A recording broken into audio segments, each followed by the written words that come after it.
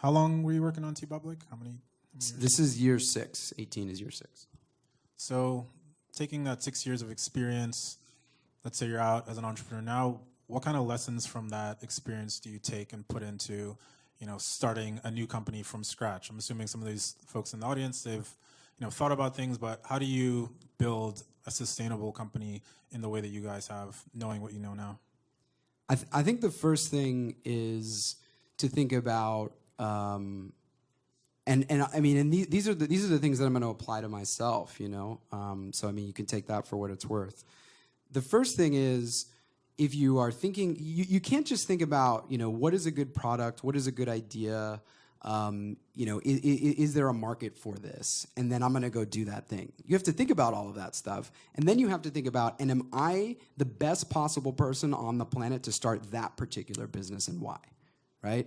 Maybe not the best on the planet, but like, you have an edge, right? There's something about you that that you can start that business, and something that everybody else doesn't, which is going to allow you to exploit that product and that market. That's number one. So you have to play to your strengths. Number two is, I would say you should plan to pivot. So people always think about a pivot as sort of, we wanted to do something and then that didn't work, and so we tried something else. And it's sort of sometimes there's heroic stories of great pivots, but it's also generally thought of as like a means of last resort. Like, well, shit, we got to pivot.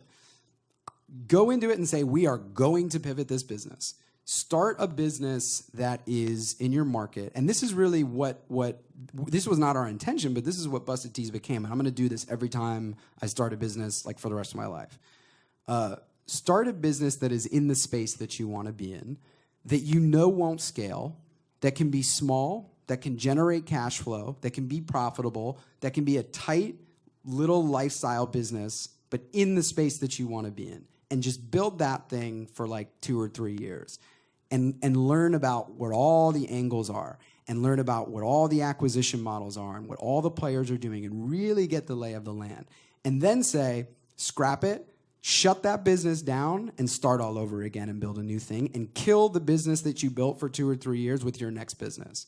So when we were building T-Public, one year into T-Public was the same size as 10-year-old Busted Tees and starting to kill Busted Tees. It was starting to go down. And like at the time, looking back today, it's like, well, T-Public's much bigger. But at the time, we were like, uh-oh, like we're gonna kill our golden goose here. Like we have, Busted Tees was a I don't know, $7 or $8 million business. Like we were like, this is cool. Like we have a good thing, and it was profitable.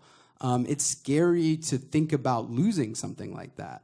And as T-Public was growing, we internally in the organization, we like had very sort of intense conversations about what we should do. And what I always like said at that time was like, guys and girls, Apple's not sitting around like lamenting the fact that the iPhone killed the iPod. Like you just have to kill whatever business you're starting, or somebody else is going to kill it. And so I would just be intentional about that and say, I'm going to start, a small thing and then I'm going to kill it. And then when I start the next thing, I'm going to be like a shark, because I'm going to know all the stuff.